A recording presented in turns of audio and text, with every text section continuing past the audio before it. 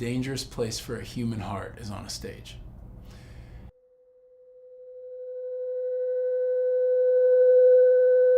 And I've just so felt that.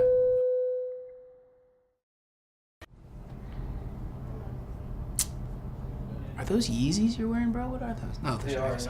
Okay, I got excited for a second. All right, back, center. All my sins go to private school. All my sins know the golden rule. All my sins over over you. There's vice in all my virtue.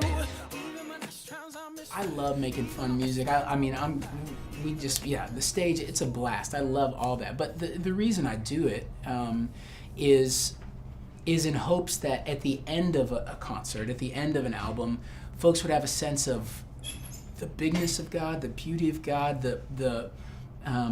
the majesty of the gospel, the person of Jesus. And so when I get to hear those stories, when I get to hear people who have been wrestling in a particular sin over the years, and this particular song opened their eyes to how to get freedom from that, or I've heard a number of folks who've come to know the Lord just hearing the song play on the radio one time, and it's those things that it's like, yeah, I'll leave home for that. I'll come and play a show or go back in studio or spend hours writing for that. So yeah, that's usually what keeps me going. I think one of the big themes that I'm pushing on the record is just the notion of the best of us are as bad as the worst of us, And I think that's one of the things I wanted to highlight in this record was, hey, take some time to evaluate yourself and determine, am I just like the person who just kind of grew up in this scene and just happened to be raised in a culture that taught me not to do really terrible things? Or has my heart been changed? Because Jesus will differentiate between the two.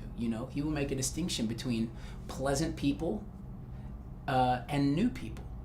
And one doesn't know me, and the other does know me and will be with me forever. And I just felt like that's a big enough deal, and a scary enough prospect for folks that I think it's worth dealing with this side of eternity.